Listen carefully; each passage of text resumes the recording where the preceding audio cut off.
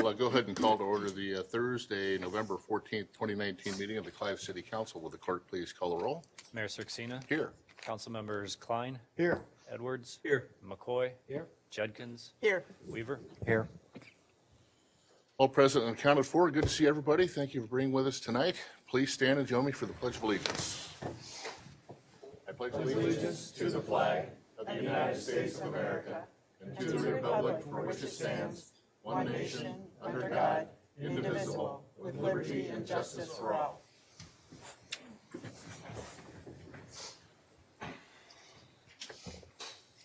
Okay, thank you. The next item is approval of the agenda. I'm not aware of any changes.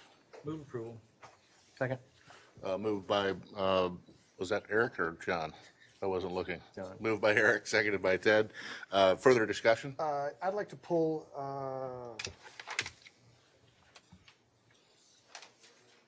find it here. Item Y off there, please. Why? Yes, Why? that's correct. Who's on first? Actually, item W, I'm sorry, my correction, W. Okay, so item W has been removed from this approval, moved and seconded. Further discussion? Seeing none, all those in favor say aye. Aye. Those opposed? Okay, so that passes 5-0 with the W exception. Discussion item, Councilmember Klein. Just like some further clarification on the change order. It's over $10,000 right there, Your Honor, for the Woodcrest Drive renovation. Just like a little further explanation on that. We have a couple items on there. The one is the patching, which is the majority of that. Typically on those projects, we do overrun that quantity a little bit when we're out there in the field. That we held that to right around 5% of the original quantity. This isn't a final change order. We'll have another one once we get the seating and that rectified, so there's a chance that there'll be some deducts in the future. What was the underlying cause for that $10,000 change order on it? Again, when you're going out there doing that patching project, between the time you mark it and the time you're out there, there's always some changes and moving around and adding. You typically add a little more square footage to that just to catch everything when you're out there in the The end. city added the square footage on, you guys added some additional things on there. It wasn't a contractor then? No, Okay, it was at our direction. thank you. You can move the item. Yeah, We need to use citizen. Well, we're not, we need to approve item W, do we not? move approval. I think we wait till consent to do that, although council can correct me if I'm wrong. I believe that you moved to approve and have approved the agenda, pulling W off. This was a We've not separate actually gotten, I believe, to the That's consent item. correct. Okay, good, thank you. We're getting Okay. close. Eric, you're good? Good. We are getting close. We could get right there in a hurry. Very good. Okay, so the agenda is approved. Item W is discussed. Now, citizens' presentation. And this is a time for anybody to address the council on an item that is not on the agenda this evening. Is there anybody here to do that? Seeing none, we'll move to now approving consent items. Move approval. Second. Moved by Eric, seconded by John. Any further discussion? Seeing none, will the council please vote?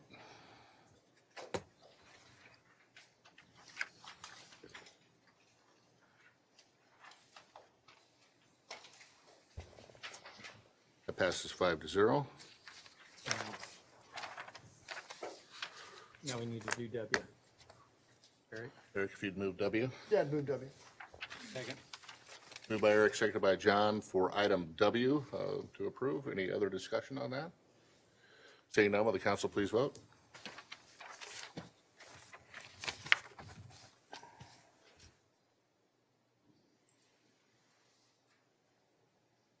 And that passes 5-0. Thank you.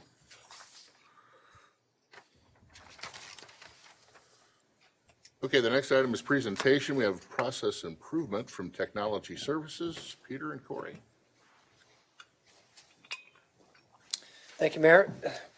Tonight, we're going to run you through a couple of different items that are on the web that feature our product, Lucity, what we use for our asset management and our public works team, our new website, and also a platform that you get to see a lot of the results from, though you don't necessarily get to see it right up close and personal, at least I haven't in the past, but you certainly will in the future with our website. That's our Esri GIS product, and that's what Corey runs for us on a day-to-day basis and does a great job with it.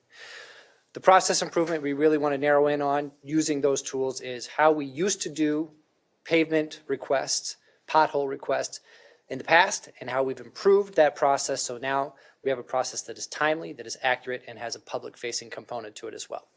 Corey, take it away. All right.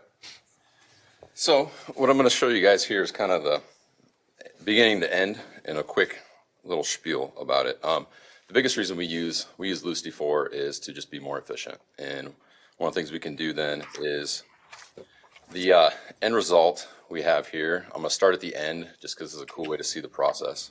This is a live look at all of our pothole requests in the city that have been submitted by citizens. Green means they're completed. So we'll come back to that.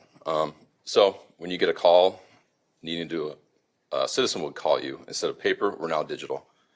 We'll go to the map, type in an address.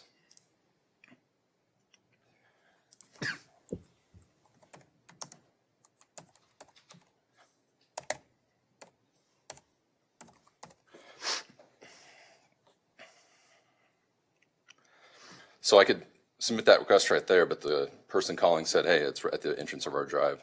So we can actually pinpoint the exact location, and this will help us later with the field guys. Create the request, roadway management. Go in here, we'll tell it that it is a pothole. That's the problem, it's a required field, orange are required.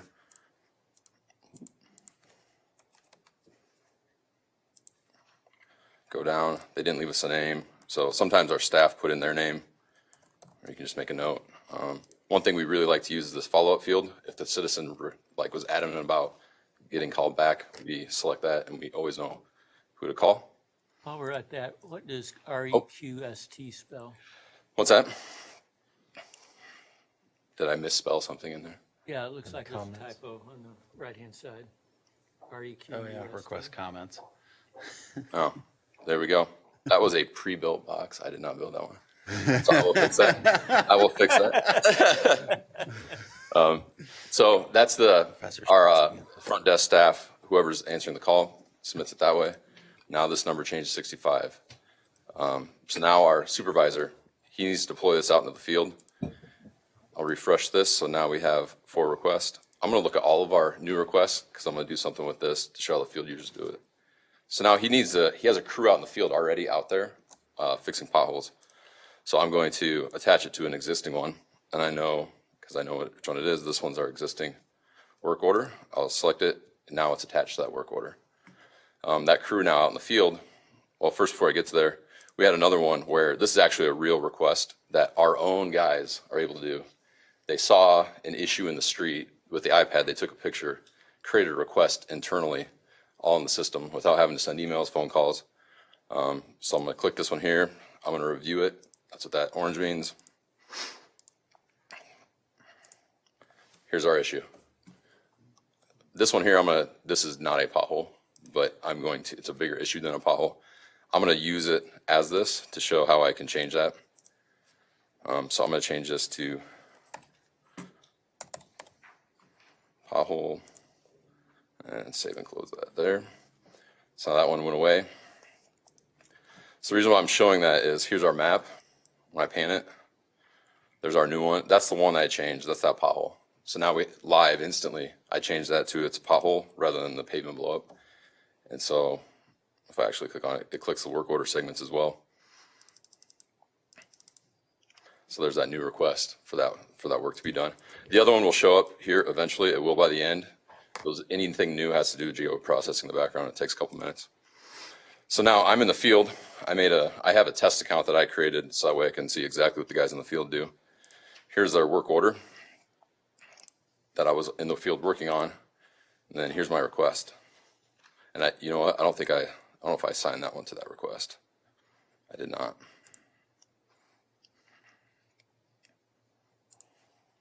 Do that real fast.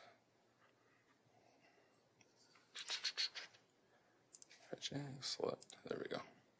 Now that one's attached. So now I'm going to go back to my work order, refresh this. Now there's the 2. So after I fix them, I go in here. I can say sign to the work order. that status automatically changes there too. It changed from new to assigned. I'm gonna go in here and change this now to, I close it in the field. I didn't close the work order, but I'm closing this in the field. And the reason we have that is so that way the person that calls them, once they complete that phone call, then they complete it. It's not complete until the work order, every step is done. So we'll save that one there. Go to the next one, change this also to close the field. If you have follow-up required check, you have to call that person. We have a field in the database, so that would, beside the document available, it shows there's a checkbox that says, hey, you can sort by it. Show me all the ones where follow-up was required.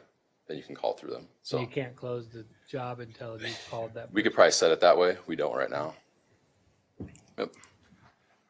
So that one's been closed as well. So now I can go up here to this map, refresh it and paint it. And that one that I had over here, well, unless I didn't do it. First request, there we go. It's closing field. Yep, so now those ones are closing field. Yep, and so that one there, that's that new one. And there's that status already is changed to closing field. So it's instant. So it's really nice. And then Pete's favorite function. So here's his, there's the two more that we added, and here's all our cost reporting that we can do on that. And so that field crew guy, when he's out in the field, when he's working on that open work order, he puts in his task. There's his employee, there's me, and you can add your equipment material, and then it's always automatic. Any questions? Or can you give us a kind of another snapshot of the city right there so we can take a quick look and see what's open on there? We have nothing open. That one that's red is the one that I just created. The pink means that it's actively working on.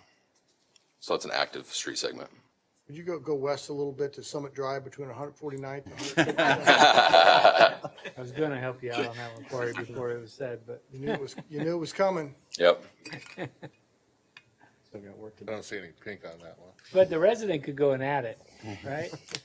No, Oh, not right now. No, that's important to note too. The way that this map is set up is to show people that we are listening and we are responding. It's not designed for them to be able to do the input themselves. And there's some important reasons for that. One of them is when we've got our supervisors assigning work, we want them to be able to deploy teams effectively and efficiently. They can bundle up a whole lot of work orders into one trip so that they're working in one section of the city as opposed to ping-ponging all around the city as well. Summit, though, is orange, and when you click on the road segments on Summit, you can start to see that there have been one of four, that's the status up there, but there have been at least 4 times with that segment, that little segment there, where the team has been out there doing things. And we can expect, even after we reset the map and start showing just the 2020 data when we get to January, that very quickly you will see a lot of segments on Summit and other roads like that being populated. And before, this was all a completely manual process. Yeah, as far as the intake was piece of paper, emails, Napkins, phone calls. whatever, yeah. The biggest thing's the field deployment. When did we really. start using Lucity? So we started using Lucity in end of winter 2019. In March. Yep. Yep, and so March is what you see, March up to today is what you see represented on that map, just for things that we've labeled as pavement type activities, pavement maintenance activities. You don't see the work on the major reconstructions that have been done here. So I don't believe the Woodcrest data, for example, is reflected in that. That was considered a larger project. Is that for the future, or is that just not meant? This is just patching, so these are just queries, is all this is. This is saying, do you want to filter based on what? And I said anything for the green dots, anything that's pothole. You could do it for any request. You could do it for, dead animal calls. It's endless. And then it's for the work orders. I also did a query saying, show me only patching activity. You can do it for any activity. but the problem drop-down arrow has numerous already in them. Yes. Yep. And that's why that's what we really like about Lucity is that you can assign different you're not fixed to a box. So you can say it's a street, but it's this type of problem. This type of work needs to be done. You can really define it. Different crew. Yep. And so for analysis, it makes it a lot better for maps, especially like this. Yep. And you can imagine where we're heading after we have a year's worth of data, then to go back and compare it over time to see what our trends have been, where we actually needed to put hours, where if we needed to put resources, how can we be more efficient moving forward. a lot of room still to grow, but these are powerful tools that even with a simple project like tracking how we do the intake on potholes and get the work done, we've been able to bring enormous efficiency and much better sort of accountability to the people who report those. What's the reporting functions on this, Pete? Right now, our reporting functions are internal, and then we use them to share that information across our portals. So Can you run number of hours, labor, things of that nature, crews, Yep. fixed, all that type of reporting function? exactly. Correct. Here. Printed just one copy of this, if you'd like to take a look. I ran that right before I came up for the meeting. That is our summary report on resources run. And you see not just the pothole activity there, but also the crack sealing work that's been done. I like to follow a lot of that information just because as we're hearing more and more about pavement conditions or other work that the PW team is doing, we now have data to be able to share with folks. Thank you. Can we do snow removal tracking in here as well, or do we do that as far as? Corey and I are working on this. Yeah, it's a little bit bigger of a Yeah. project. We're not actually putting the street segments in as we're going along, because it's just, you'd have to add every segment as you complete them. As they Working on drive routing them. as So, they drive them. yeah. So there's different things to show on that. We're kind of working on that right now. That's something we're trying to work towards. Yep. I know that was something I asked about, like, literally the first year I got on. How are we tracking the snow removal, and when do we know we're doing it right, and when are we not doing enough, and when are we doing too much, right? And so I don't, So it'd be currently, nice to be able to Yep. measure that somehow. So currently, we can measure by event. It's sort of a manual process the way we do it, but Lucity is helping us now get those added information and storing it in a place that multiple people can access, as opposed to just on a spreadsheet that somebody kind of knows where it's at. But by event, Steve and Jeff and their teams are tracking what are we putting in materials, what are we putting in hours, and when people were contacted, when did they report, when did we complete the initial either spreading activity or the plowing activity as well. We actually this week just actually revamped that whole process. I worked with the supervisors to revamp our entire process with Lucity, and we built a separate platform that we use to collect that data that is not Lucity specific data, but other information we really want. So we leverage a link inside the software that can do that. Credit to the Public Works team too. They've done a great job with their adoption of this technology, because if they're putting bad data in, it's bad data out. Sure. They're doing a great job, and I really credit Corey and throughout the leadership, all the PW leadership, to tell everybody that this is important, and then making sure they model the way themselves. I think Jeff has something to say. No, he's just, We do keep track. We have annual tracks of how many hours we used, the tons of salt we used. All that is tracked. Incorporating into Lucity, so we'll be able to do that. As Corey's alluded to, it's kind of a new process. It's not truly an asset, because this movement of trucks is not an asset. We're not doing it all the streets in town. So we have to adapt that a little bit, but we'll be able to report that, keep track of our hours, our costs, and all that kind of stuff on an annual basis. So we do have this is a snow and ice dashboard. So this is any work order that had to do with snow and ice removal. So we manage that now. It's all the material used, all the labor, any equipment used in there right now. Some of the things like fuel and other things that are what we calculate outside of Lucity today. and then you can build reporting off of those trends. Yep. Yeah, yeah. Yep. Yeah, good stuff. Jeff, do you run telematics in the trucks now? No, and then, that was one thing I want to mention, if tracking the live thing, we take an AVL type system, automatically have a locator to do that live, we don't have that at this time, no. And we're exploring iPad options too, since each truck has an iPad when they go out and do these work orders, to do it on an iPad. Really impressive. It's going to be fun to watch this evolve, and Klein and Weaver down there to run reports. I do have a question before you wrap up, please. I am interested in looking at the summary report and not seeing any dates on there. And it looks like you can go to each incident and see a date, but I think that would be interesting to far be as- tracking, you know, kind of when did the issue come in, when did it get fixed? Correct. Just kind of seeing what that looked like for the summer, what timing wise. Correct. Yep, you can do, I mean, like this request table here, this is an open request. I can clear, this is the filter that drop down drill, just drilled into the whatever I called out. I can clear it. Now, this is every single request in the city with one click of a button, but I can filter by these columns, or I can go build a filter, and that's what we did there. there's my 2019 pull request. That's what that map drives off of, that map on the city's website. So we can query based on a cause, if it was vandalism, anything that was caused by vandalism, or where, and then you all of a sudden you can see your vandalism hotspots. Cities in the past that have used it they installed more streetlights down in that area. All of a sudden, vandalism the next year were completely gone.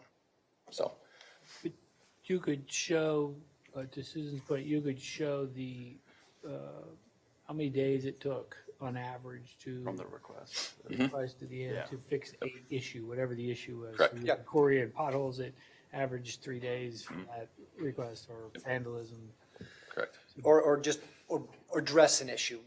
That's the other part of this. There's a lot of nuance in what the field teams need to decide to do based on other factors.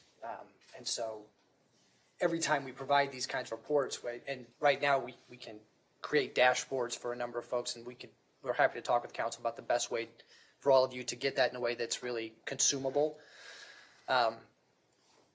But as we do it, we also keep looking for ways to add the appropriate context so people understand when they look at something like this, why decisions were made the way that they were, and why the appropriate application was used for fixing the pavement at that point, whether it was a mastic or a cold patch, asphalt, or whether it was something where we had to wait and see what was going to happen to the rest of the roadway before we could do something with it.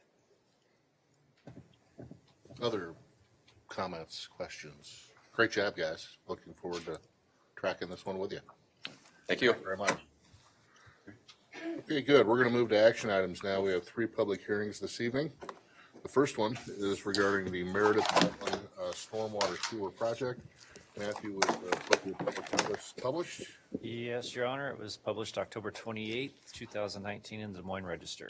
Thanks, Matthew. Rachel?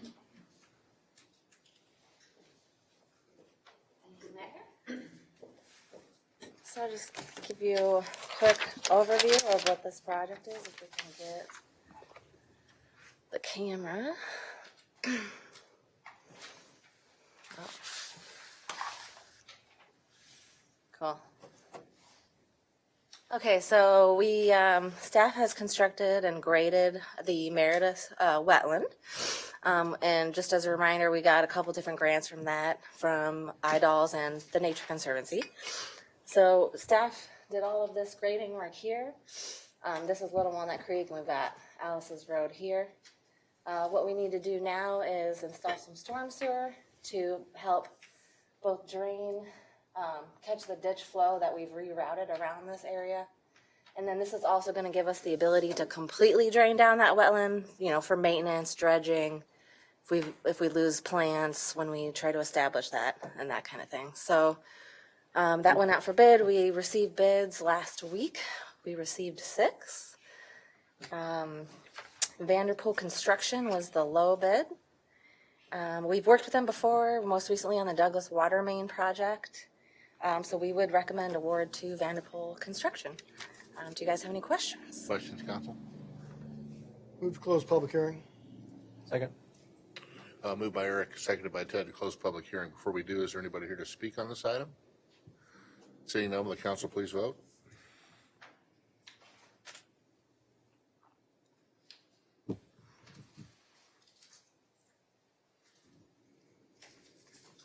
Passes 5-0 to close public hearing. Move the resolution approving plans and specs. Second. Moved by Eric, seconded by Ted. Further discussion? Seeing none, will the council please vote?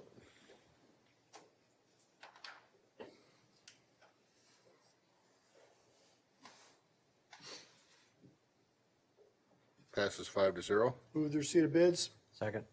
Moved by Eric, seconded by Ted. Further discussion? Seeing none, will the council please vote?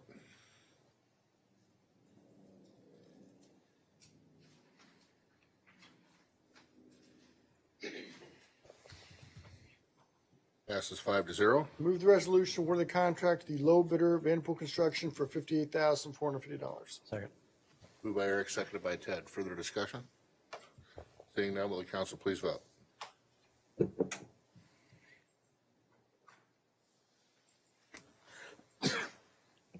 Comment.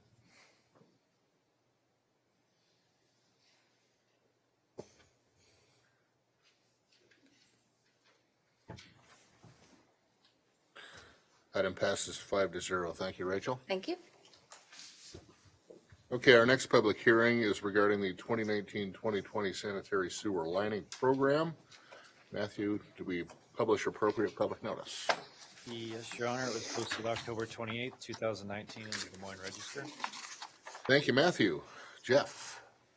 Good evening. This is the annual program that we do for sanitary sewer lining, an attempt to get some of our clay pipe lined and reduce a little bit of the I&I and increase our service life of it. This year, if you remember from our sanitary sewer report, one of the recommendations was that we hurry up and get this done. So we did increase our quantities a little bit this year. We're up a little over 50% from the quantity we did last year, so it's a little bigger project. We put it out for bids. The bids did come in over estimate, and the main item was we got calls from several contractors. The 30-inch line that we have, it's a storm sewer line out on Country Club, outlets into the pond. They were worried that if water would happen to be up the day they were working, it could get in there, ruin the liner, and make them have to pull it out or redo it. They wanted to know how that was, they were going to be compensated for blocking the water and damming it off, and we told them to put that in, that cost for that 30-inch line. So it did come in higher than expected.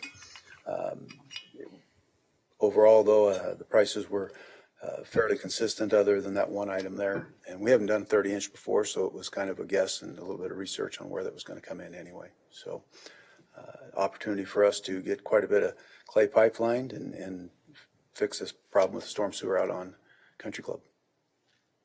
Questions? Jeff, have we worked with Municipal Pipe and Tool before? We have. Oh, you're satisfied with the work? Yes, they've done good work for us. Thank you. Other questions or comments for Jeff? Move to close the public hearing. Second? Moved by John, seconded by Eric to close the public hearing. Before we do, is there anybody here to speak on this item? Seeing none, will the council please vote?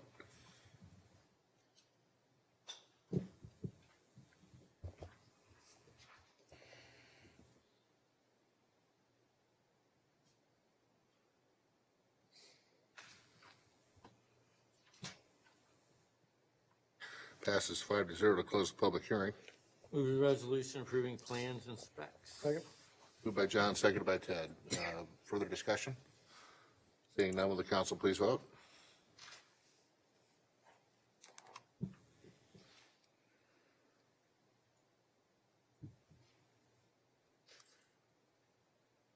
Passes 5-0. Move the receipt of bids. Second? Moved by John, seconded by Eric. Further discussion? Seeing none, will the council please vote?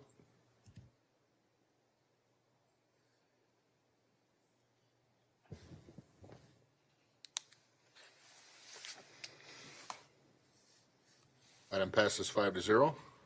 Move the resolution awarding contract with low bidder, Municipal Pipe and Tool for 176,725.25. Second? Moved by John, seconded by Eric. Further discussion? Seeing none, will the council please vote?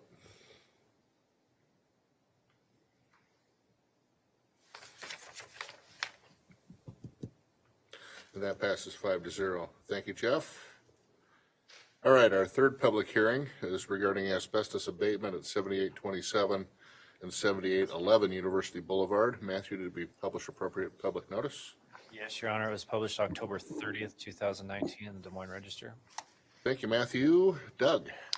Thank you. In anticipation of the demolition of 7827 and 7811 University, which are the university photo buildings and part of our flood-prone property buyout program, we are required to remove the asbestos-containing materials from the property in accordance with the clean air regulations. So in order to get that work completed in advance of the demolition that will occur later on in December and into January, we did put out a solicitation for service request. We did receive 4 bids back for the work, and the low bid was provided by Controlled Asbestos Incorporated at an amount of $7,675. At this time, we would recommend award of contract to Controlled Asbestos Incorporated at the stated amount. I'd be happy to answer any questions that you may have. Questions for Doug, council? Eric? Doug, before the demo begins, would there be any opportunity for Clive Fire or Clive PD to utilize those facilities for training purposes? The properties that we are acquiring with FEMA grant dollars, the answer is not really. Just because of the timelines and the specifications, it doesn't afford us that opportunity. The other properties in which we have acquired with local money, we have much more lead time, much more flexibility with allowing the training to occur. So we have been in conversation with the fire department. They are aware of the opportunity for those buildings. I think the Slumberland was more interesting to them than the properties that we've acquired. It continues to be. The 75th and 78th Street, but they are available. These particular buildings are not really available just because of the timeline. Gotcha. Thank you. Other questions? Move to close public hearing. Second. Moved by John, seconded by Eric to close the public hearing. Further discussion? And before we do, is there anybody here to speak on this item? Seeing none, will the council please vote?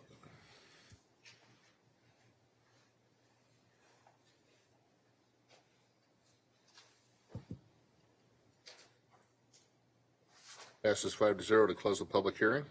Move the resolution approving plans and specs. Second. Moved by John, seconded by Eric. Further discussion? Seeing none, will the council please vote?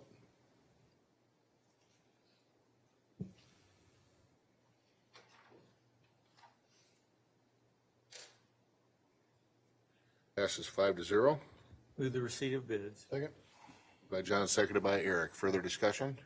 Seeing none, will the council please vote?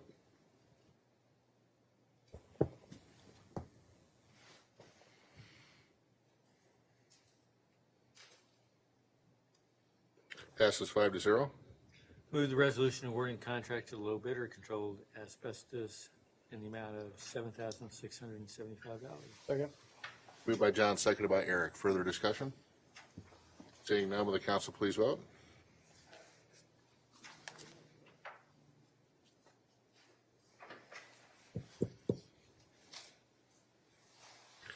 And that passes 5-0. Thank you, Doug. Let's get those out of there, right? Good job. Appreciate that. Okay, we're going to move to item 4, which is the Deerfield Point rezoning request. Amanda's going to speak to that. Mayor, Council, good evening. Evening. We've received an application from John Lasso of CRG Residential LLC requesting to rezone the vacant parcel that is north of Hickman and west of Northwest 156th Street. That is the one that kind of L's behind Arby's and Walgreens and then runs a good portion of that Hickman frontage. They'd like to develop an apartment development, and the Arby's property is included in that rezoning area to address some nonconformities that could be created with Arby's and Walgreens. There are no anticipated changes on the Arby's site. So tonight we would like to receive and file the rezoning petitions and have you set the public hearing so Planning and Zoning Commission can consider the request at their November 26th meeting, and we would hold the public hearing on December 12th. BJ Connolly is the local representative here for the developer, and he is here present tonight if you had any preliminary questions. Thank you, Amanda. BJ? You just come forth and state your name and address for the record, even though we know who you are. Hi, BJ Conley, 2749 Northwest 166 Court in Clive. Good evening. Nice to have you with us. Thanks. Good. Council questions for Mr. Conley? Good. So, BJ, can you talk to some of your efforts that you've been doing with respect to the adjacent neighborhood and the homeowners associations and things? Yeah, absolutely. About 2 months ago, we started to have some neighborhood association meetings to kind of to introduce the proposed project and rezoning to the neighbors, especially the ones to the north there, the townhomes. The commercial owners along Hickman are very open to it, obviously, I think, for obvious reasons. It's very much an education process, especially when these people have lived in these homes for years. And it's gone pretty well. They're asking the right questions. Our feedback has been good thus far. I have another association meeting on the 19th, which is next Tuesday night at one of their homes, actually. So no significant feedback yet, or pushback, I should say. Nothing abnormal. There are some questions about how tall is the building, how close are the buildings going to be to their homes and whatnot. So, And can you speak to why you're looking for a PUD as opposed to like an R3 or an R4? yeah, there's, the typical R3 zoning, essentially, there's some items in it that don't quite fit into this property or into this project. The density that they're going for is just over 16 units per acre. There's lots of reasons for that, but the economies of scale essentially to make the project work and marketable. The current R3 zoning in Clive is 16 units per acre. And it's, the density, I mean, there's some cities in the western suburbs that go up to 22 units per acre, or 20 or 18. And so we just have to approach that in different ways in different communities. So one of the things, last question there, is that we're obviously very concerned about kind of the quality. Absolutely. So can you speak to stone, cement board siding, things of that nature? What kind of materials are we looking at from an elevation standpoint? So this project is a very high-end apartment project. I've been in this line of work for about 20 years in the area, and it's going to have the most amenities, and it will be built with the very highest quality. The owner of this, he's a long-term owner. There's in apartment development, there's a model, and I'm not knocking it because it's just a way of getting things done where developers, they develop them, they fill them, and then they sell them to the hedge fund or whatnot. CRG is a long-term owner. And so it's going to be built with, knowing that they're going to be owning it in 20 years, and they still want it to, they want it to last and to look nice and to be marketable. Yeah, we still want it to look nice. Yeah, it's very much their product it's like a resort style project almost. So I've got a couple of photos of some like projects that they've built before. I don't know if you want to take a look at it. Yeah. Okay. What I was going to ask, just tagging on to Ted's question, remind me again the number of units per acre. Yeah, it's 235 units, and I think it was about 16 point, just shy of 17, I believe, was It'll be just the a little density. over the 16. It's 12 units more than what would be allowed by right with an For R3 the whole development. Yes. Yeah. And then I think the other thing, to Ted's point, Eric, I'll get right to you, is the last request we had for an apartment project in the city of Clive, and the property was zoned for the use, had been for a long time. A big focus of ours is the long-term maintenance. Sure, right. Yeah. And so I'm going to encourage you to work with staff on that point to formalize that aspect of the development. Right, yeah. To give the council some comfort here. If you want to speak to your photos, that's great. Yeah, these are projects that they built in Indianapolis here. You see, they have a couple different styles. One's got the more modern look and the flat lines, and then the pitched roof there. You'll see here that many of the units are going to have an attached garage. And I think there's only one other project in Des Moines that does that for a for-rent apartment. The other amenities include, quartz countertops, walk-in closets, which is pretty unique for this market, double vanities in the bathrooms, and then I'll show you.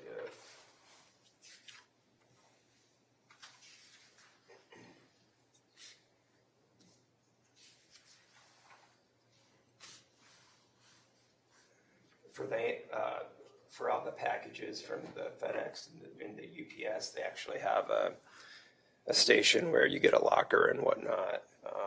There's a workout facility plan. Thought I had a picture of the pool, but I don't. But I wanted to show that. So Here it is there. It's kind of the pool there. Outdoor areas include a bike garage, and they want to include the bike trail there and whatnot. And so, Bike trail's important. Eric, go ahead. Yeah, BJ, with Yeah. the conversion from, a proposed conversion from commercial to residential, it's gonna bring a lot of additional people, as we both know, 235 units, potentially 500 people or more. How do you plan on dealing from Parks and Rec's, perspective to these unanticipated residents? as far as the bike trails is concerned, or the traffic. All of it. Well, I actually live in the area, and I think as far as the traffic goes, the access points that are here, because you have access to 156th Street and then to Hickman up here, I don't think there's going to be a whole lot of traffic issues. We have heard from the neighbors in the back, probably their biggest initial concern was added traffic back there on, I forget that street there, that east-west street, but yeah, but there's not going to be any connection points there. So it's all going to go to 156th and Hickman Road. So what about the trails, the Parks and Rec need? Yeah, so they're looking forward to incorporating the trail within and through the project. They're working with staff now to kind of figure out how that, dedication is going to work. How about landscaping? It's going to be very well landscaped, especially there's going to be an abundant amount of landscaping on the north side of the property. And then obviously out front on Hickman, it's very much a market appeal as well. So I would say it's going to be over landscaped. Stormwater retention? Yeah, they're working with that now with the engineers and staff. They might have to go underground for some storage, and they're looking at that now. And they've done that in many urban areas, so it's nothing new to them. Thank you. Yeah. Susan. I did have one resident reach out to me, and Sure. a concern that she expressed was the height of the building. Yeah, And the sure. kind of the shading that will happen on Yeah. those properties to the north. Can you speak to that? Yeah, the setback is 75 feet, and the max height of a building would be about 40 feet. So it's pretty sufficient. I don't think there's going to be a lot of shading with those numbers, but that's probably been one of the biggest concerns. They just aren't sure, and it's new to them, right? If there's going to be a building right at their property line. And so I think after we show them the site plan and have that discussion, it's very much an education process. And, but yeah, it's pretty sufficient. And, if there's major concerns, there's ways that we can actually go out there and show where the buildings go and how high, with some scaffolding and things. So. I think to that point, one thing that you do have in your favor, because the last opportunity we had to discuss this property was 15 years ago. Yeah. And there was no mature trees. There was Right. nothing between, the residents and, Right. and that Yeah. property. And now you have pretty Yeah. stand of mature trees back there. Yeah, that berm it is, and there's going to be even more so added there too. And it's on so. top of a berm Right. as well. So, Yeah. Mike, did you have anything down on your mind? Yeah, and some of them have been covered, but a little bit more detail. You say you're reluctant, or the developer is on the R3 for several reasons. You gave one example of the 16 versus what you may want to do. What are a few other examples of why not R3? To me, I'm very reluctant to the PUD. Sure. Yeah. Kind of handing you over the canvas. Yeah. Well, right. Yeah. I'm not there yet on that corner, especially without traffic studies, the water studies, everything else when it comes to putting that many residents in that corner rather than a commercial. That's a big difference on 156 to Hickman. You can say that it's a good thing that the two arteries come in there. Yeah. I would argue that possibly we didn't plan for a 247 unit place to be Sure. in there. Yeah, I think, the R3, there's some setback issues and some development things. I'd have to go back and look at our notes at what the biggest hurdles were.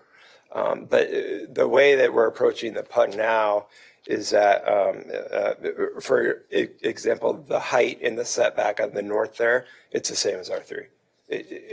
We're not asking for those to be changed or amended or anything like that. And so I think that's where I need to be to bring me anywhere off of this. Yeah. Would be to hear those other things. Sure. Right? Yeah. It's very Well, ambiguous. Of you're saying the setbacks are what you need, the heights are what you need. I'll say, okay, then R3 is good. Right? Yeah. And let's try to work within the confinements of the R3 if that's the direction. right. we're going. Yeah. Without hearing any other reasoning, I just say let's stay Sure. commercial. Yeah, and that's appreciated, and in our presentation, we'll focus on that. Well, Michael, just to piggyback on that, I mean, that's a concern I have as well. I mean, it appears we're trying to shoehorn 16 extra spaces in there when R3 would not accommodate that. And for the PUD, I think we have specific requirements for different elements. I mean, we want something unique, something that's going to provide public-private open space, Yeah. things like that. And I guess I haven't seen that to date, and just following up on Michael's point, I think we have to see that. Yeah. It has to conform with the elements, with the requirements we have for PUD. Yeah, and to go back on that, for example, the R3 would create a buffer to the west, or to the property to the west that Steve Grubb owns. And so the future development of that property, it would limit him with the commercial development of that property. And so, that's one of the items there where we looked at it and thought it'd be better to go PUD, to be a good neighbor to him and to promote the future development of that property as a commercial property. Now again, just to loop back to something you said about that being high end and such, in the metro community, we're also concerned with affordable workforce housing. So how does that fit? Absolutely, as am I, and I actually spent a lot of time in that area. This product is not affordable housing as far as low income. There's no tax credits. It's not subsidized. I'm actually working on another project in Clive for that, but that's east of here. But this is not. It's market rate rents. But a lot of the tenants in these are teachers and whatnot, and they're somewhat affordable. They're not going to be over and above. I think to Professor Edwards' point, though, is that there's a lot of talk around the metro area and somewhat there is critical discussions of suburbs, not just us, but all suburbs, of not having this available. So I think it's the converse. It's that we probably need to start showing some of that. The affordable housing. Goodwill. Yeah, I agree. Yeah. Especially if we're going to be allowing, that would be one of the unique things to bring to the table of your project, would be, can there be something within that? We're doing a lot of that downtown East Village, where you got beautiful buildings, and a percentage of those are affordable, right? Affordable housing, Yeah. or it gets income driven percentage wise. Yeah, and there's some workforce housing and some other, So I think, if anything, that would show the uniqueness of this. If you're putting 12 additional units, are those affordable? Yeah. Do those qualify for that? Yeah. I'm with him. If it's a PUD and we're handing over the keys to that, I think it's got to be very unique for a situation. Okay. Otherwise, let's do R3 or stay commercial. Okay. Which would then satisfy your next door neighbor to your. Yeah. Right. Anyway. Yeah. You Right. have to try to satisfy him as well as you. Yeah. So. Yeah. Okay. That's appreciated. Yeah, I think this is a really good discussion, this evening. Obviously, this is to receive and file. Sure. Your request. Then to set the public hearing. obviously then site plan issues to work through and so forth. But I think this gives you a pretty good idea of where this council is in terms of what the expectation is. Absolutely. It's covering a span here, but it should. Right. And so hopefully this will give you an opportunity to continue to work with staff and with your partners to make sure that we're addressing the concerns that are here. Right, yeah. And it's appreciated, all of the feedback. Yeah. Well, thank you for your time. Okay, thank you. Move receive and file. Second. Moved by John, seconded by Eric to receive and file the request. Further discussion? Seeing none, will the council please vote?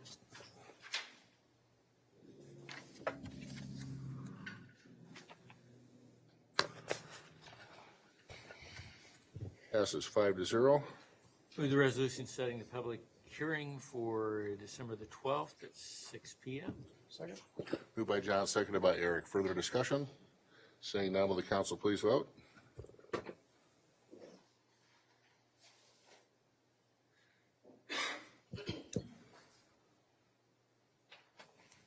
Passes 5-0. Okay, thank you. Thank you, Amanda.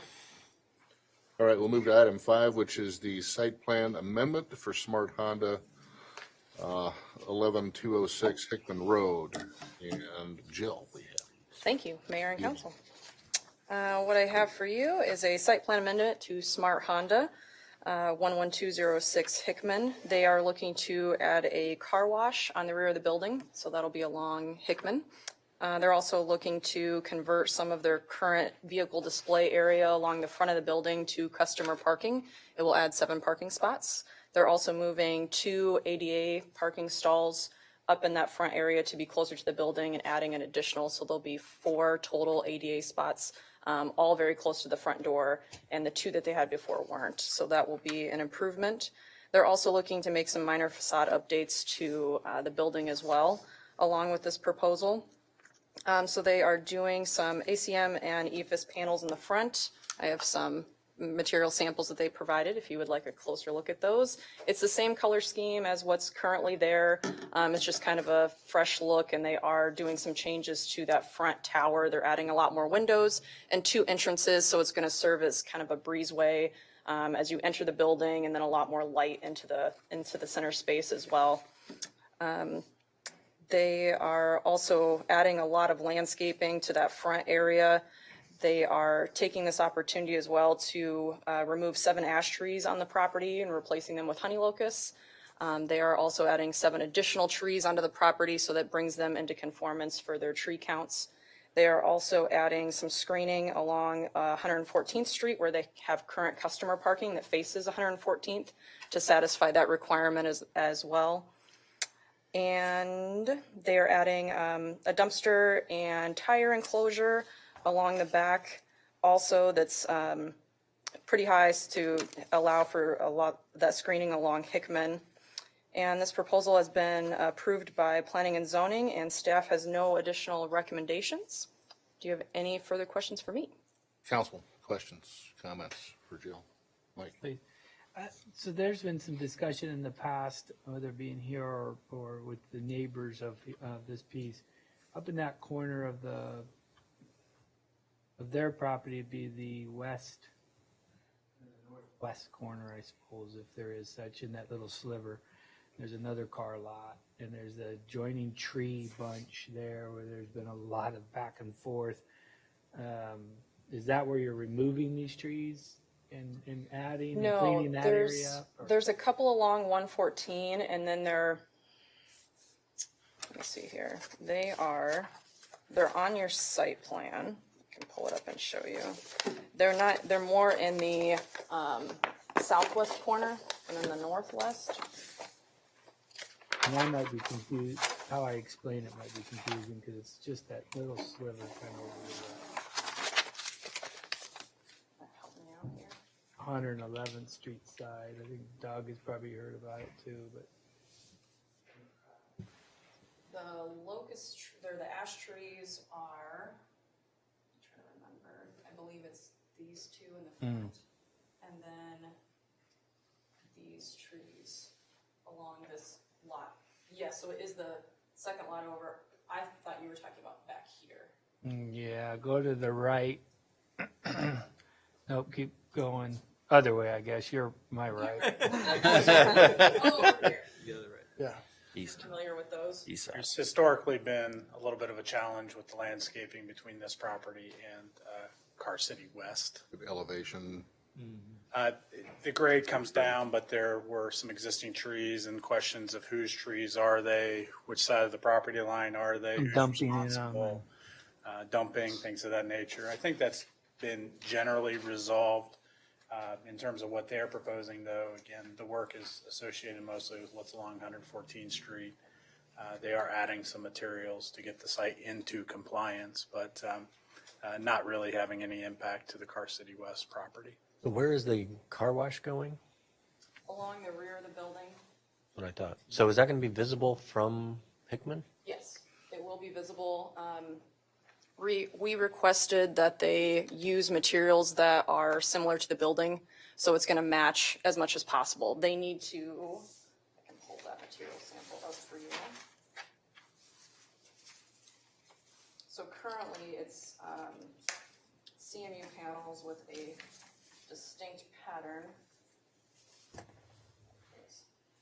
And this is what's along the Hickman side and then much of the service area along the building. So to make it blend into the existing building instead of standing out more with better materials, we thought it'd be a better visual look to just have it blend in with the existing building. So where's that dumpster going to go right there? They said the enclosure for, That is a very visible area from Hickman. All that whole back end is. Do we have a rendering? Because I don't remember seeing it. Is very visible. It's right here. Northeast Straight down corner. the sides, and they are also planting 3 evergreen trees along the back side of it as well to help screen. So the tires are going in there as well. Yep. But you're now outside on the Hickman view. And we requested the tire portion be much taller than their original proposal. I believe it's 9 feet, and the dumpster area is 7 feet to fully screen those from view. so that'll be the northeast side of that property then? Correct. But we don't have any type of rendering to see what that's going to look like. Not on the rear of the building. I just have a rendering for the front. Right, I saw the front one. Mm-hmm. Be nice to know what it's going to look like on Hickman Road. I have elevations for all 4 sides. Right. Right.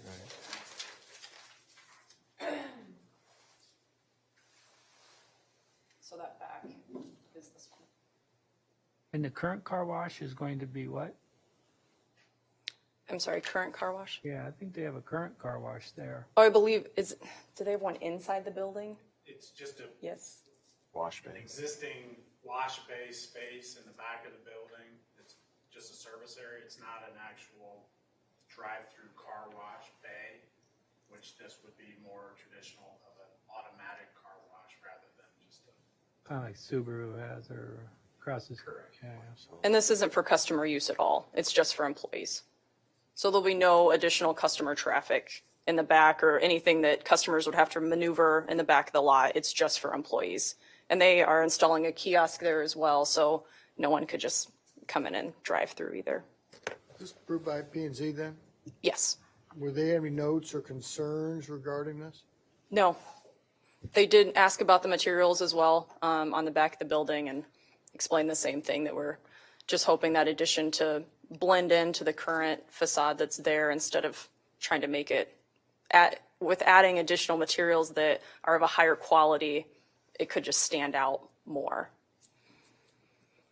It's, clearly they have they have limitations with which to Yes. work with. Yes, they do.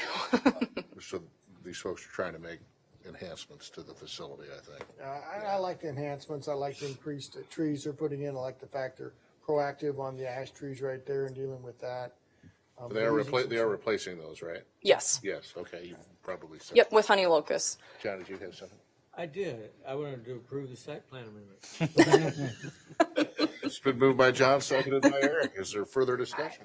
Yeah, just a comment, actually, and I don't think we can push this, but I would really encourage them to put more screening in that back. It is very, very visible from Hickman. And right now, it doesn't look great. You Sure. got the tires and you got, lots of cars and a lot of times up in the yard back there. And the more screening we can put in the back, front is probably seen less than the back. Mm-hmm. Oh, it is, definitely. Absolutely. So I'd like to see more in that back if we can, but I guess out of our hands at this point. I could relay that I'd to them. encourage. Mm-hmm. Thank you. Any further discussion? Seeing none, will the council please vote?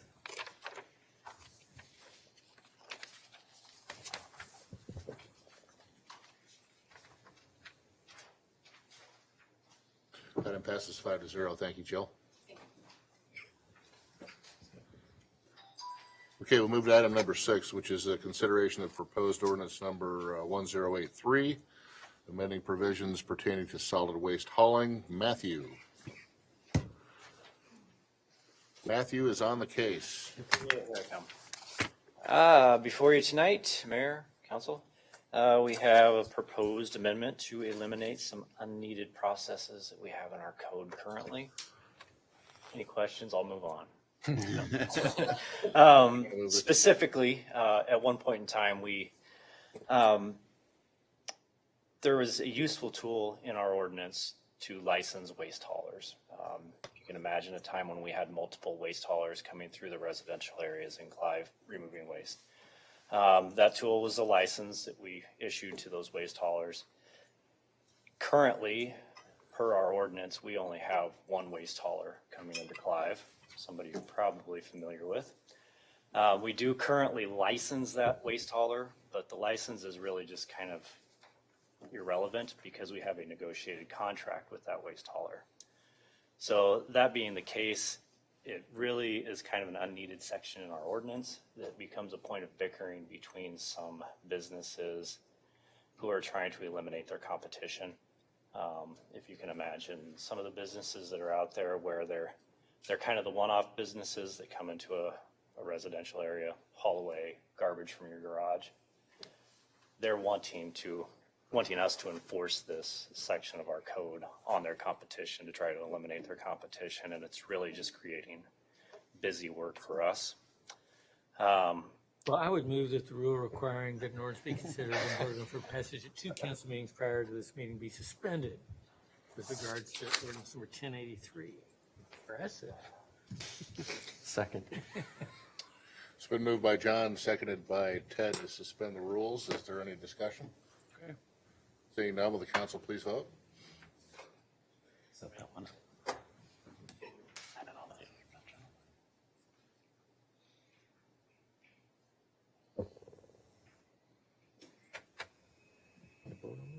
Yes, sir. I've checked with my legal counsel and city's legal counsel. Just making sure. Conflict of interest. I'm Well, just saying. Get on with it.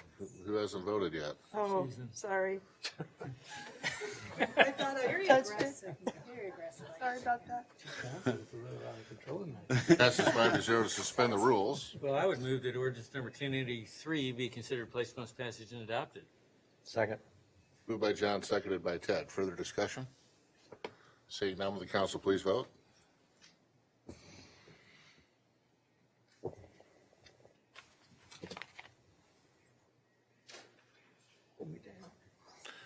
That item passes 5-0. I'll let the record reflect that ordinance number 1083 is declared to have been enacted, amended.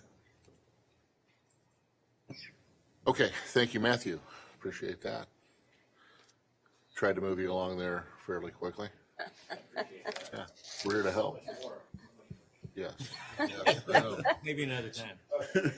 Okay, item 7 is a consideration of proposed ordinance number 1084, repealing TIF ordinance number 694 for 73rd and University Avenue urban renewal area. Yes. Joyce has this one. Joyce. And this one is pretty straightforward. The TIF district, or that TIF urban renewal area, had a 20-year lifetime. So at the request of the Polk County Auditor, he would like us to repeal that. One connection you might make with that urban renewal area, it was for the European flavors agreement that we had in place with them at that time. So it's merely fulfilling the request of the auditor, and we'll repeal the ordinance. And I would move through requiring an ordinance be considered and voted on for passage at 2 council meetings prior to this meeting be suspended with regard to ordinance 1084. Second. It's moved by John, seconded by Susan to suspend the rules regarding ordinance number 1084. Further discussion? Seeing none, will the council please vote? I think anyone dares discuss after Professor Edwards.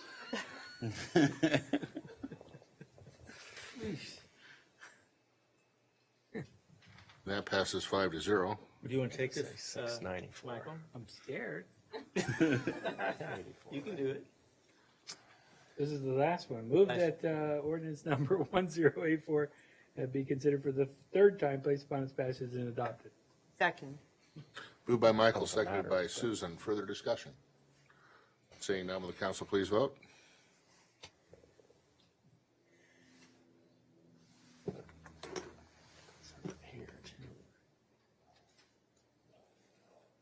Item passes 5-0. So let the record reflect that ordinance number 1084 is declared to be enacted, repealing TIF ordinance number 694 for 73rd and University Avenue renewal area. Thank you, Joyce. Item number 8 is regarding a pay request number 3 for RDG Planning and Design regarding the Westgate Drive Bridge enhancements, 1,626.98. Approval. Moved by John, seconded by Michael. Further discussion? I'll be abstaining, Your Honor. Thank you, Susan. Seeing nothing further, will the council please vote?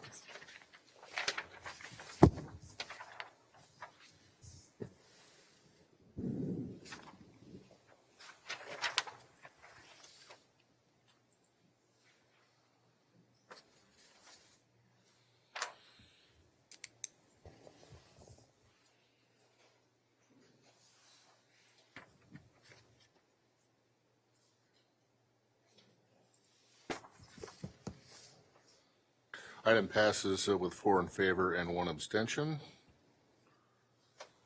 I don't know who to thank for that one, but I'll just thank everybody for that. John. Item number 9 is a resolution approving the City of Clive 2020 legislative priorities. And Matt? Thank you, Your Honor. Passed out the red line version of this. I got lost in the packet there, so in terms of the changes. But annually, the City Council looks to adopt legislative priorities for the upcoming state legislative session, which will be starting in January. And based on feedback and some discussions, staff would propose some of the changes that you see in the red line version that was just handed out. The main thing, other than a few just cleanup items, more edits than anything, is a substantial change under item number 4. And that would be related to, there's been a lot of conversation about and this is the sales tax to fund water quality programs throughout the state of land legacy, so it's beyond water quality, but a lot of items related to that. And there's definitely some momentum, at least in the discussions. And as we've been talking about it internally, particularly related to our Greenbelt Triad projects and other stormwater improvements, there's definitely some opportunities for the city of Clive if the state were able to create a pot of funds for those types of projects that the city of Clive could take advantage of. So wanted to introduce that into the conversation for the legislative priorities of potentially being an advocate for that in this legislative session and holding up our Greenbelt Triad projects as an example of how those things could be invested in the Clive community. So that's really the main change. The other change from the previous was under item 6 on the backside of that sheet, identifying in the home rule discussions that property tax expenditure limitations, which was a hot topic last year that would just further restrict home rule, would be a consideration that the legislature would have in terms of allowing this body to determine how is best fit for this community to expend those funds rather than the state legislature. So those are the 2 main changes. Be happy to take any questions, comments, and staff would recommend approval. Questions for Matt? Council? Move the resolution. Second. Moved by John, seconded by Ted. Any further discussion? Seeing none, will the council please vote?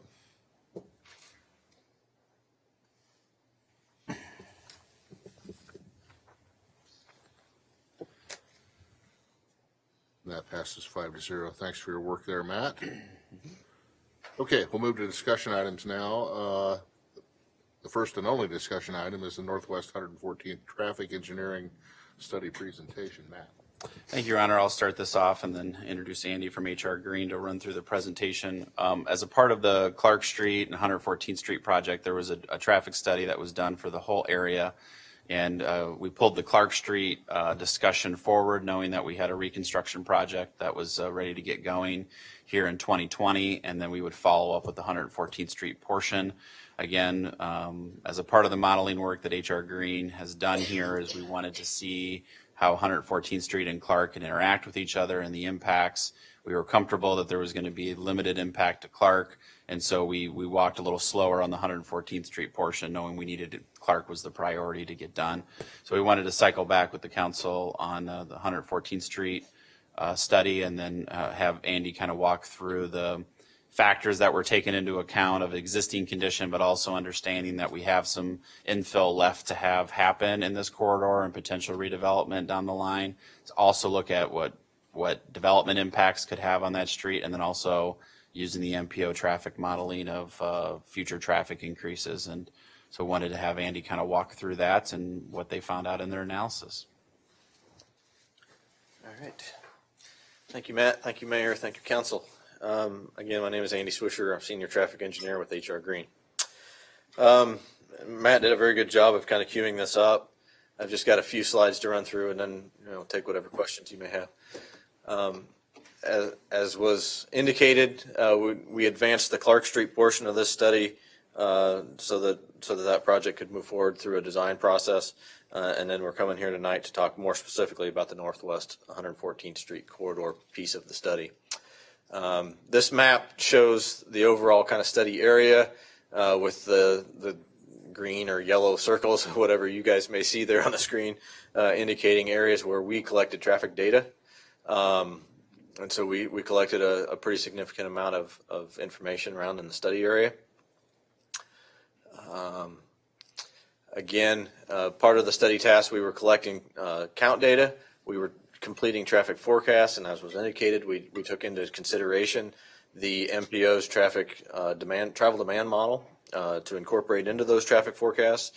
We also went above and beyond that travel demand model to account for some of that infill of potential developable land along 114th Street. We also once we had those traffic forecasts completed, then we did an analysis, basically looking at the existing traffic volumes that are out there today. We looked at 2030 and we looked at 2040 projected traffic volumes to come up with the traffic operations of those study intersections that we looked at. And I've got a slide that'll kind of briefly review that. And we also took into consideration the existing crash history of the area. So this slide just kind of summarizes the 2019 traffic counts that we collected.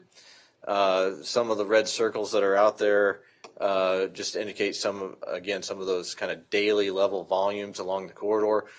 To the south, where 114th Street intersects with University, we're seeing about 12,000 cars a day and some change just north of University there in that segment between University and Forest Avenue. When you look at the north side up by Hickman, we're seeing about 9,000 cars a day closer up there to Hickman. But the in-between section, right out here in front of City Hall here, we're seeing closer to, 6,000, 6,200, 6,400, somewhere in there. Again, these are traffic volumes today. As I mentioned, we forecasted those volumes out. I didn't want to belabor this presentation with a whole lot of information. Just wanted to give you a basic synopsis here of the 2040 traffic operations that we analyzed. And really what we saw was most of the study intersections around here were looking pretty good.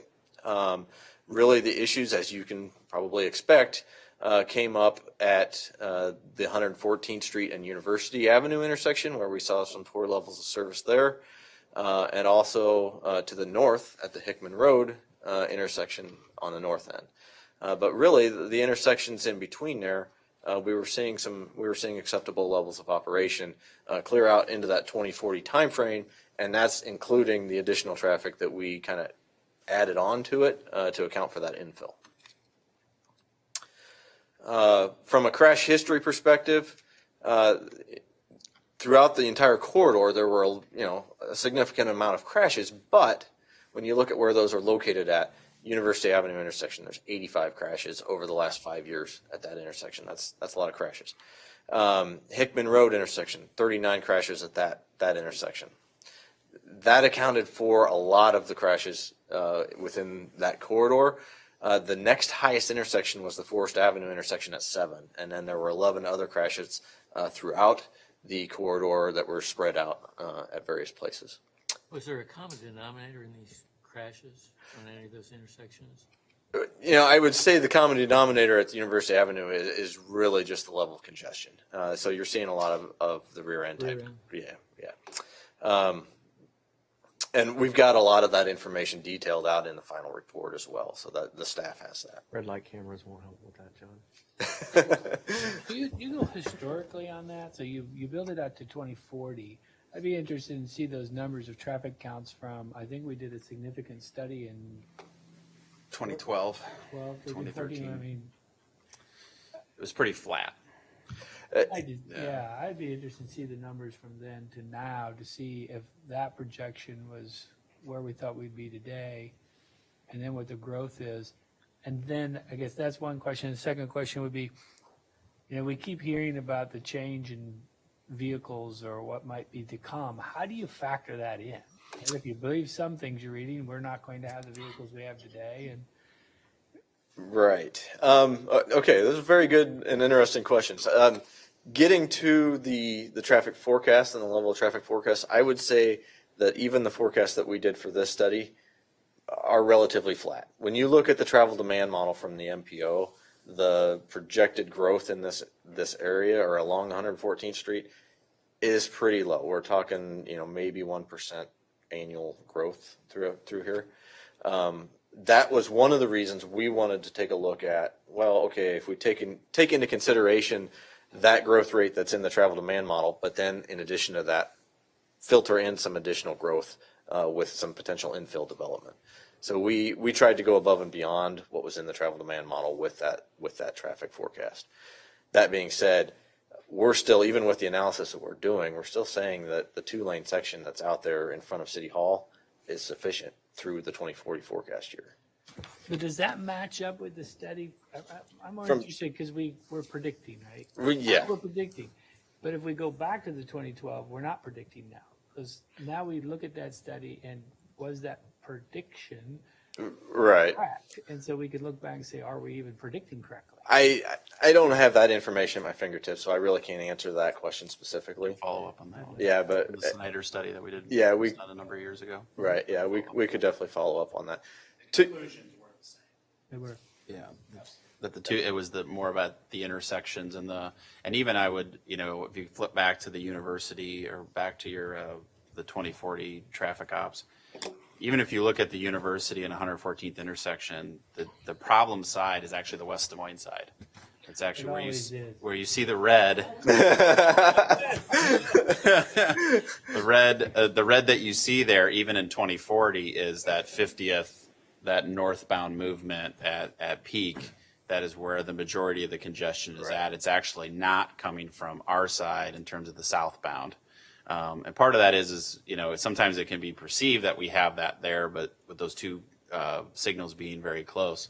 But as somebody who drives it every day, just at least right now, it's you can definitely tell it's where that congestion is coming from on that south end, and then how that kind of backs up from the interstate.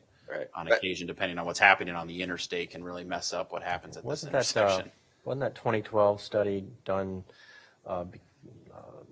because of the town center? It was a part of it, component, and it was trying to be able to forecast based off of town center and what we were going to do there. So I don't know how relevant that would be. It did take into account some future development, which is similar to what this study did in terms of densities and multifamily densities, and if the commercial were redeveloped on the west side of 114th Street. And both of those take into account and did identify that. There were some different kinds of approaches on 114th Street that were presented, like on-street parking and things like that. What we were planning on for town center would be quite a bit different than what we're looking at now. Yeah, correct. So, but even in both of those scenarios, it was still flat in the middle. I think that's the end game. The end game is that even with the development that was being proposed in town center was not significant enough to really affect the count substantially. Other than the endpoints, I remember the endpoints were the choke points. Yeah. And I think they'll continue to be, right? Yeah. Kind of jumping ahead in my slides, you're stealing the thunder a little bit, but you're right on track there. You're just lucky that Professor Edwards hasn't said motion. There isn't an action. To your other question, though, about the future of automated and connected vehicles and how do we take that into consideration? So,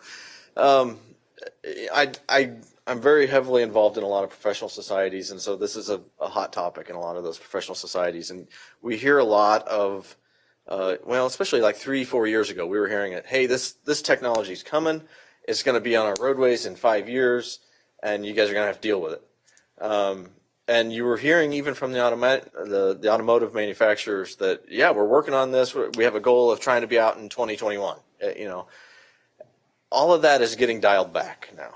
And the last thing I heard was that it was going to take 3 cycles of the lifespan of vehicles, basically, to get us to a point where we would have enough of these vehicles on the road that we really need to start to change policies and things like that. With a cycle being anywhere from 12 to 16 years. So we're still quite a ways out potentially from having to really change some of our methodologies on some of that.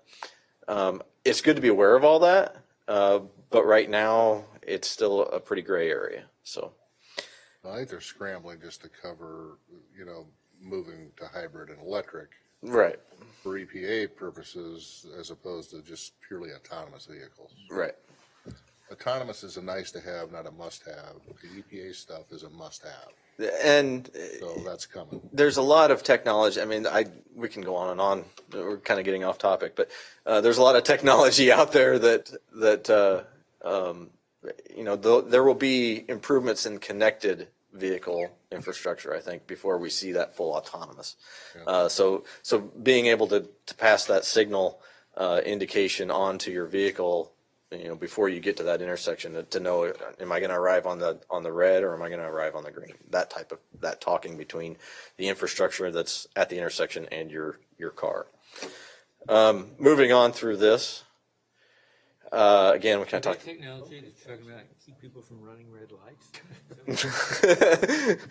It's to help you. Right now, there's several trials out there. I believe in Las Vegas, actually, they have a trial going on where, again, I think it's Audis, I think that are programmed with this information that if you're sitting at a red light and you're driving an Audi, it will tell you that the light's going to change in 10 seconds and it'll give you a countdown. So again, John's going to go out and buy an Audi. Yeah. we have a tendency as a society, and it's a terrible, terrible tendency that we're constantly looking at our phones, right? And so here's the car trying to tell you that the light's going to change, put your phone down, and pay attention to the road. Or street racing. In reality, you ought to just put your phone down anyway and not touch it while you're driving, right? So, let's see here. Crashes. We covered the crashes. So what happens with this corridor? We have 3 really distinct areas along the corridor, and I've tried to kind of color code this a little bit with this map. But we have the green area to the north, again with the car dealerships and the commercial development along there, that has its own unique needs. Right. We have the red area, and I apologize if any of you are colorblind, but hopefully you can see this. You have the red area in the middle, which I've extended down to that Clark Street. Basically it's running from the bridge down to the Clark Street intersection. That's it's more of a municipal needs type land uses. It's got the aquatic center, it's got the city hall and the library, as well as some of those other land uses to the south. But then again, once you get down to the south, closer to University, we have that blue area there, again, with the commercial pressure there through that area. So when we started trying to look at alternatives or things that we could do to improve those operations at the ends, again, as Matt already indicated, when we started to take a look at what was really causing the problems, most of that was capacity on Hickman to the north or capacity on University on the southern side. We also took into account the fact that another consulting firm was working with Clive and the Iowa DOT and others to take a look at the Hickman Road interchange. And we know that there's some work that's being proposed there and a document that's an interchange justification report that at this point I believe has been approved to make modifications to that interchange. But along with that, they're proposing modifications along Hickman Road that would affect this intersection. So we collaborated with them to take a look at their concept. We tried to incorporate their concept for this intersection into our study. In general, their concept, we found that their concept did provide acceptable traffic operations, but there was one issue that kept coming up in our discussions with staff about the frontage road, the intersection with the frontage road. So one of the things that we proposed out there was maybe there's a technology solution here where we could actually put sort of a pre-signal out there that would give some green time to the frontage road and allow that movement to come out and go to the north on 111th and into the intersection with Hickman. That's something that can be considered in the future once some of these improvements along Hickman Road and the Hickman Road interchange start to be addressed. To the south, again, just as was mentioned, the big thing that we found there was that it was the level of congestion on University more so than the traffic on 114th. So we took a look at that and we ran some traffic models where we added capacity on University, basically by just adding an additional lane in each direction on University. That solved the problem. Basically that got us to an acceptable level of service at that intersection. Is that a feasible thing in the future? Maybe. I know that the city is looking at doing some studies of land uses and various things along University Avenue. The Iowa DOT is constantly looking at the 3580 corridor and changes to the Southwest Mix interchange, at a conceptual level at this point are being considered. That could have some changes to the University Avenue interchange as well, just due to the close proximity of that. So there may be an opportunity in the future to, make some changes to the University Avenue corridor. But with that, just our summary, overall summary of our study for the 114th Street, basically with Hickman, that area to the north, you can plan for those improvements when the Hickman Road interchange gets improved. For the area from the bridge south to Clark Street, really there's no needed improvements that we identified from this study based on the traffic operations or the crash history of the area. And then for that area south of Clark Street down to University Avenue, again, it would be something that you just want to keep in mind, consider as you start looking at things along the University Avenue corridor. If I could add on to that, onto Andy's comments a little bit, is so some of our thoughts, at least at a staff level, when we saw that summary, is it's going to be driven now more by the pavement. So as the pavement wears, particularly we have more of an issue north of the bridge. That stretch of 111th, 114th through the car dealerships. That's, as the CIP you saw last week, in the farther out years of the CIP, there's a reconstruction possibility of that roadway. So that would be at a point where it's more of a community preference. Is that something where we would want to add a dedicated turn lane, continue what was started at the 111th and Hickman intersection, And as we reconstruct that roadway to the bridge, do we want to add that dedicated turn lane through there with the turning traffic that you have with the dealerships? That could be, basically, there isn't a traffic need necessarily, but that could be a community choice, community preference on that. And then as we work our way south in that middle portion, then it's really community preference. Do we want to continue with a dedicated turn lane in the middle where you have like basically a 3-lane section, or keep with the 2-lane? It'll really be up to us. And what we're advising is you would need to make that choice until the pavement tires or the pavement needs the rehabilitation along that stretch. And then basically letting these, we'll call it the bigger DOT projects, if you will, particularly with the Hickman interchange, kind of play out on those ends. What the result is of the Southwest Mixmaster evaluation. Does that change, dare to say it, university's access to the interstate, which would drastically change what happens along that corridor if it was to be limited, for example, versus what is the full access that it has today. And so letting those things kind of play out on the ends and then be more of a reaction to more pavement conditions in the center is at least what we would offer for consideration. I had a couple questions. Council. Yeah. I wondered if there were any recommendations on dealing with the traffic that occurs for people going into Starbucks to go through the lane there, because we get, especially in the morning, a lot of backup there. So I think that's a huge, huge problem. So I was surprised that that didn't come up. And then I wondered about projections of what to expect with traffic when Hickman and the interchange is being worked on, because I wonder if this may become an outlet to get through. Where are we expecting traffic to go when they're not able to move through that interchange? We need to be ready for that. Certainly, and that's a very good question, and honestly was not really considered as part of the study.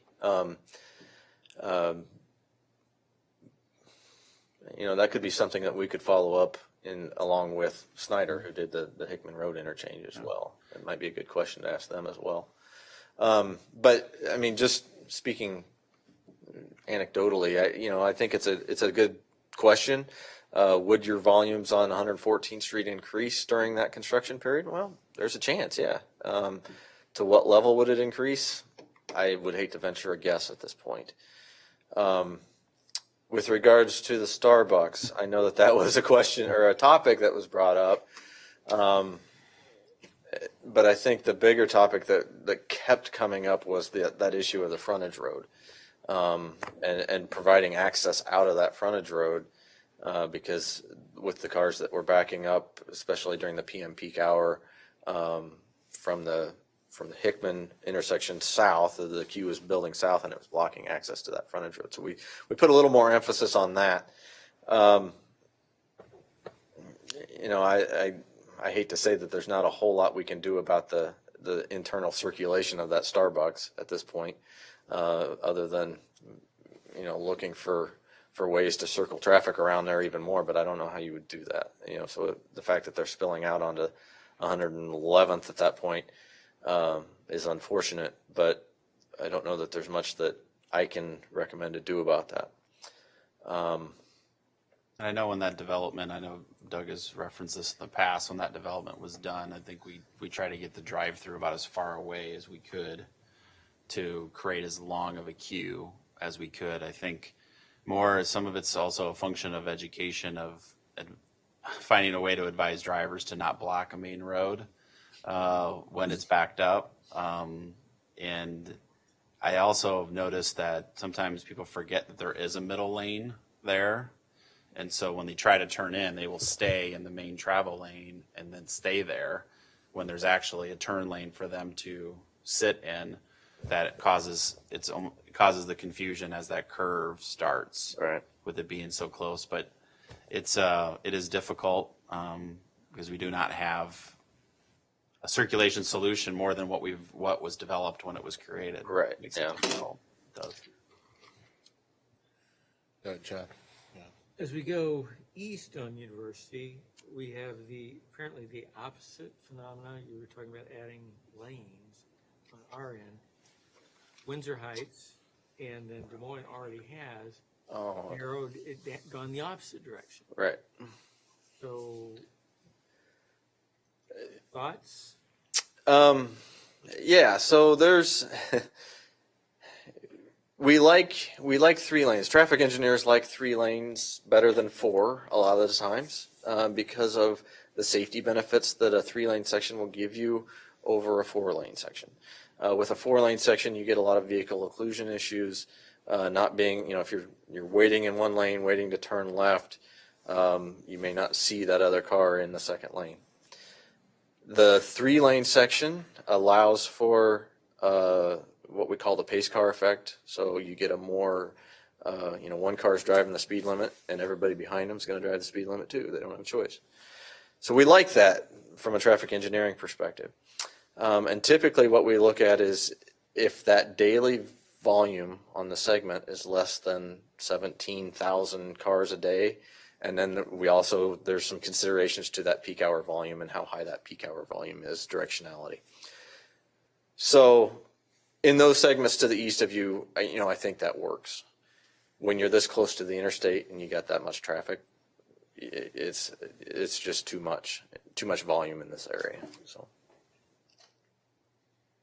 Bicycles? Bicycles specifically to the northwest 114th corridor or? And university. And university? Personally, I would not want to bicycle along university. That's my preference. 114th Street, I think there is a plan right now for, there's sidewalks out there today, but I think there is a plan for trail. We've always had, goes even back to when I first got here, the CIP has always had some consideration of off-street trail on the east side to connect. It just has never been done or constructed. There's a lot of conversations about that in terms of as development occurs and the infill occurs, is whether or not you establish that, part of the Greenbelt Landing project as well, to connect down. And that was part of the reason for this discussion too, is if there was a drive or a need for changes to the street immediately, then do you look at bike lanes on the street itself? I think that's, again, goes back to that could be a community choice, community preference, that when we do reinvest in that roadway, we can make a choice because the right of way there's room there to do some of that, whether it's off street or on street, north and south down to the green belt and then out. But it's not being driven by traffic is, a decision. Let's learn from like East Village on that one. Yeah. On the on-street piece, but. But, where we've got the Greenbelt, Aquatic Center, library, destinations for kids on bikes. Yes, make a little absolutely. There than East Village. Yeah. And the final report that staff does have some considerations for some enhanced pedestrian crossing capabilities between here and the Aquatic Center. We did talk about that. Yeah. So there was even some discussion, and I think this is for, again, future planning along the corridor of finding opportunities to consolidate driveway access points. And frankly, this building is a part of that. At some point in the future, depending on how long-term redevelopment may occur on this property to the south, is consolidating the driveway with National Park that matches up with the Aquatic Center. Do you put a large roundabout there to help with the speed issue that our law enforcement officers work very diligently on?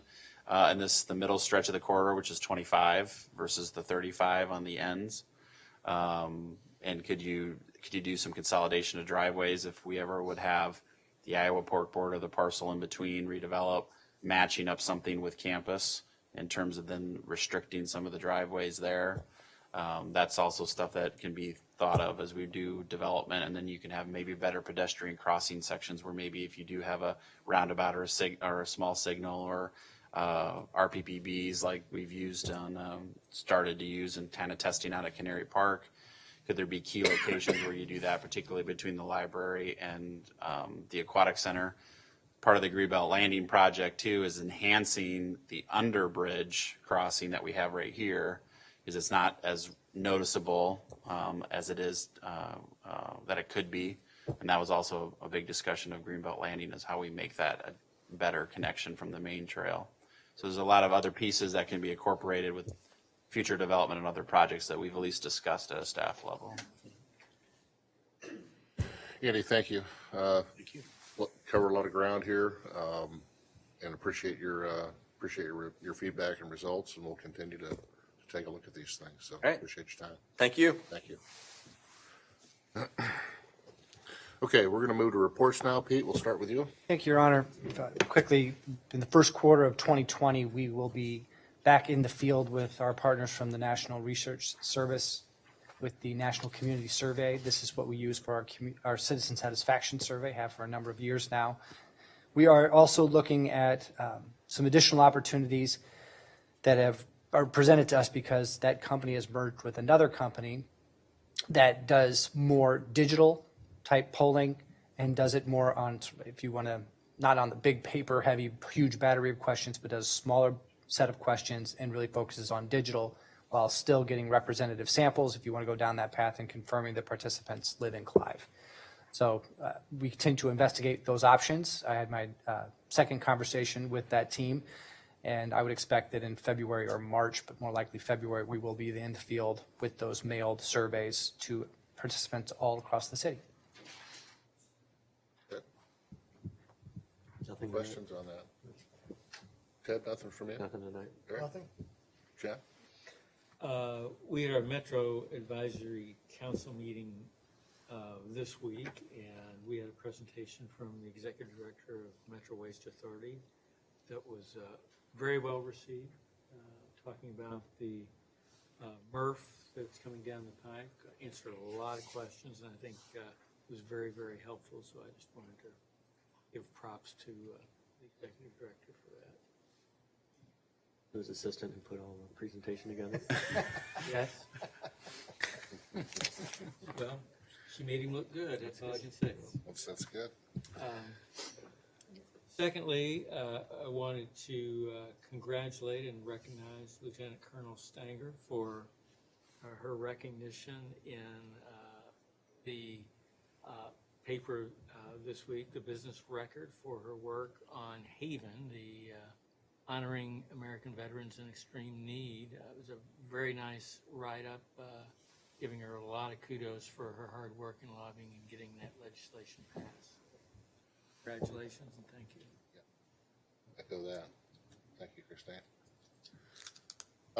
John, anything else? That's it. We had our Mid-Iowa Association of Local Governments Mayors meeting last night. Mayor Pro Tem and I attended that. We had as our guests the legislators, and we had really pretty good turnout and participation. A lot of great discussion. You know, a lot of 411 discussion as we started to talk about unfunded mandates, and you know, the question was, well, do you have an example? And that was the one that came out, and so we spent a lot of time talking about that. But interestingly, as we talked about, you know, diversifying, you know, revenue streams, et cetera, and the hotel motel tax came up, and you know, so there was a lot of discussion about that as well, and about potential tie-ins, you know, to try to get things done on some of these tougher issues like 411 that we, you know, it probably just in and of itself aren't going to move forward with any kind of change. So we all know we're one of the few cities in the state that still pays Social Security on top of our responsibility there to 411. So we'd like to be able to reduce that burden. A lot of discussion about the property tax changes that were made in the last session, and about how that was done, and about the transparency of property taxes and how they actually work. City levies, school levies, and property tax assessments. And I think clearly the message that was presented by the mayors was, you know, the legislature needs to be transparent in how the relationship of those three taxes are communicated to our residents, because it's not always done that way. Again, a lot of great discussion. There were, John, I'm sure you could come up with others, but those were the ones that really kind of stuck with me. I think this I will is going to be going to be a big issue this term. I think mental health is going to be a big issue. We spent some time talking about that last night. And about changing the paradigms that are involved, certainly with that issue. Getting the state and private enterprise involved in those issues as well. So it was well done. It was well participated in, and we appreciated it. So that's what I have. Susan. Nothing. Mike. Madam Council. Matt. Just a few things, Your Honor. We'll have our next Public Safety Facility Committee meeting tomorrow morning. We'll have some good updates there on moving the demolition forward, which the public hearing was set tonight. And then we've got some initial site workups that SVPA have been working on to show them. I'll have some follow-up on that. Also, the mayor and I had a meeting earlier this week on Monday with folks from the Des Moines Waterworks related to their offer sheet related to the regionalization or potential regionalization of water production. I think that was a productive discussion in terms of some feedback that we provided related to some concerns, particularly how they were equating peaking factors, also the population limitation related to board seats. For example, it was a guaranteed board seat for cities that are 25,000 in population or more. City of Clive maybe never get to 25,000 in population even at build out. So they had heard other feedback on that same point. And then some other considerations related to credits a city may receive for existing purchase capacity. As a reminder, the Clive particularly has more than enough purchase capacity for our build out. That was a strategic decision that was made back in 2007, 2008. And we're about to pay off that debt related to the purchase capacity in this fiscal year and then dedicating those funds to water main replacement. But we, as a city, recognized that level had to be high enough because we were a peaking community and a high irrigator. And we'll talk more about irrigation as we get into January. But that was kind of some discussion points of getting more detail of what kind of credits may be available to a city that's not using its full capacity that it's purchased at this point, and how do we get value for that. So a lot of good discussions. I think we were the last community they had to meet with after some rescheduling of some meetings, but we'll see how that discussion moves forward. There's a lot of players involved, and we're kind of in that middle space as we've talked about in terms of some other communities looking at production as well. So reminder to the council, or actually not reminder, but save the date. The partnership has set their annual dinner for Wednesday, January 15th. And I'll repeat this in my weekly update tomorrow. And so if you take a look at your calendars and RSVP back to me on that, we've already set a table for that. So Cheryl's already working on that. So just let me know if you're going to be able to attend, and we'll have seats for at the table there.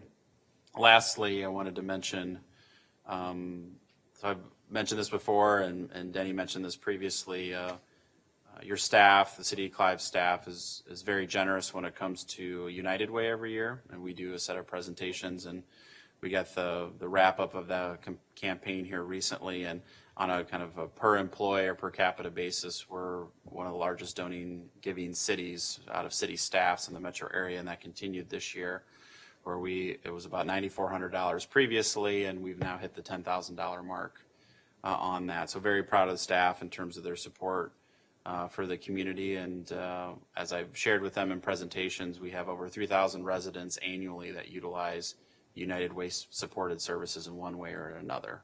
And I think that's a surprising number for all of us, but a very important number, and really appreciate our staff's commitment to get to that $10,000 mark, and we'll have a little party to celebrate that. But really appreciate the support we have here in the community and our staff. Excellent work. That's all I have, Your Honor. Tremendous. Questions for Matt? Okay, Matthew, any other correspondence? No, sir, nothing further. Anything else for the good of the order? Seeing nothing further, we're going to adjourn at 7:48.